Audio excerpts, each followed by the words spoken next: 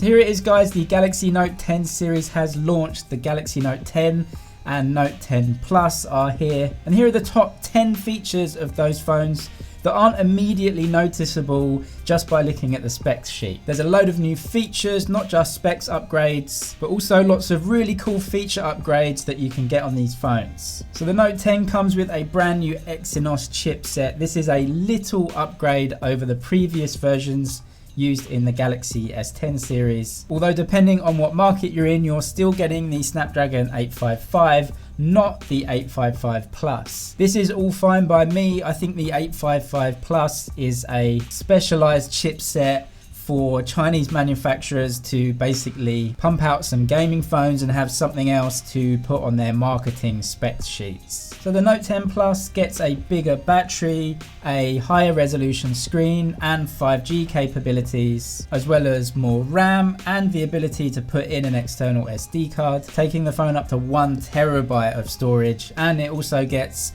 45 watt fast charging too.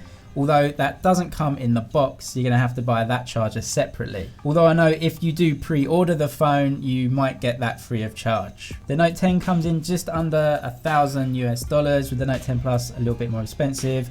Interestingly, the Chinese prices on these are actually a little bit more expensive than the US dollar prices. That's unfortunate because it means I'm going to have to spend even more money getting the Chinese version of the phone. So you've got that central notch there, just a camera, no depth sensors, no Face ID technology, but the screen to body ratio now is 92.5%. That's up from 84% on the previous Note 9 range. No headphone jack.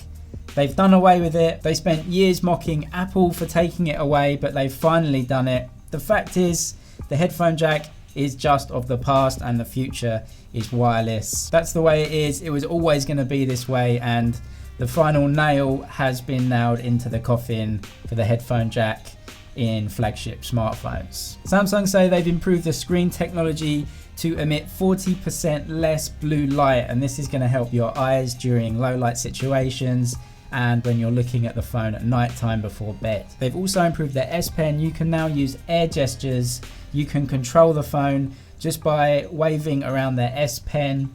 You don't actually have to touch the screen. That is a really cool feature that I want to try out. You can also change the camera angle from normal to ultra wide just by using the S Pen. Samsung also highlighted a really interesting feature when you're taking video. You can touch someone on the screen of the phone and it will focus the audio on that person. A really interesting feature that will massively increase the quality of video, because I shoot video and I know that the audio is really even or more important than the actual quality of the video. Another video feature that they've added is bokeh, or blurred background for video. We've seen this a lot in photos, but Samsung are now adding this for video, although I think that's on the Note 10 Plus only because that one has an extra depth sensor. Not finished yet with the video improvements. We've got added video stabilization. Samsung said this is much improved over the Note 9 stabilization. That's interesting too, because Huawei are apparently going to be pushing video capabilities in the new Mate 30 with some different cameras and some different lenses. So that might be a big battleground for the two phones when the Mate 30 comes out later this year. And just a side note, it looks really good. This is another leaked photo of a real Mate 30 prototype, and it's looking a lot like the Note 9 except for that huge bezel on the top there. For a big phone with a big high resolution screen, I think the Note 10's battery isn't that big. Only 3,500 milliamp hours. That's really not the biggest battery. The S10 Plus goes for a 4,300 milliamp hour battery.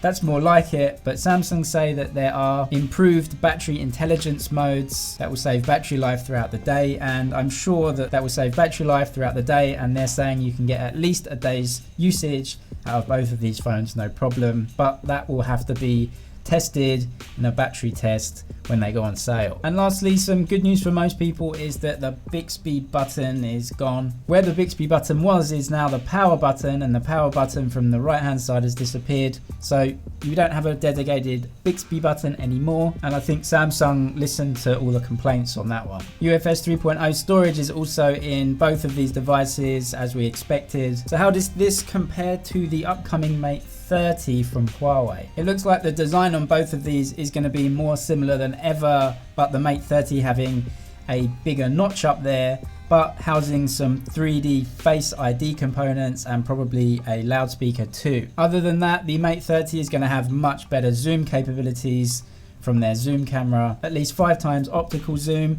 That's way better than Samsung's 2 times. Huawei won't be outdone with battery capacity or fast charging though. I expect it to be about 40 watt or even more on all of the Mate 30 lineup. That's it, a great pair of phones packed full of features, but let's not forget the price. $1,000 US, 7,000 RMB here in China. And coincidentally, this phone, the K20 Pro from Redmi, has just had a price drop. You can buy 5 Snapdragon 855 K20 Pros for the same price as one Galaxy Note 10.